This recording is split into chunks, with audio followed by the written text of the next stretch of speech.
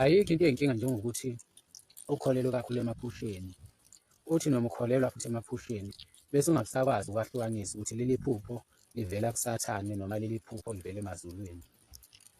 Kunensizwa lapha eyake yaxoxa enye indaba, ithi le nsizwa yona seyake yafa, ithi ekufeni kwayo ngale kwethuna yahlangana noShembe ehleli enhlalweni sakhe sobukhosi, ngaphambi kwakhe kukhona ukhambo olukhulu lotshwala besiZulu.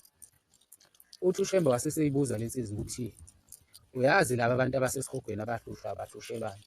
Ithi yaphenduka le nsizwa yababuka laba bantu yasithi kuShembe cha.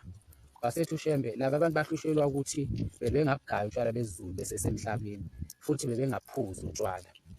Uthi wasesethi lo Shembe, buyela emhlabeni-ke uyotshela abantu ukuthi mawusuke ungabugaya utshwala besiZulu, ungaphuzi utshwala besiZulu, nawe uyofa uzohlushwa la esihogweni. Uma ungumuntu ongasiyeke umuntu oqaphelayo nongakwazi ukuhlukanisa izinto, ngeke unake uhleli iphupho leli la livela kumadimoni. Amadimoni lawa ayintshontshele umuntu kube ngathi ufile, amntshonte eyomfundisa indlela yokudlulisa abantu emhlabeni. Ngempela futhi lo muntu wafike wakholelwa ngempela ukuthi ngale ayekhona isezulwini. Nakho lapho usevuka khona manje usevukela emhlabeni usezoxwayisa abantu. Okokuqala nje uShembe akaze efundisa abantu ukuthi bephuze utshwala. Kunalokho uShembe wayefundisa abantu ukuthi uma uyiNazaretha ungabuthinti ngisho nangesandla utshwala.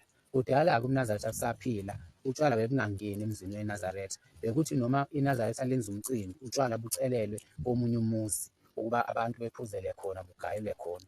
Ngoba kwakuhlonishwa ekuthini uma usuyiNazaretha nje utshwala awubuthinti, abungeni ngisho ukungena emzini wakho.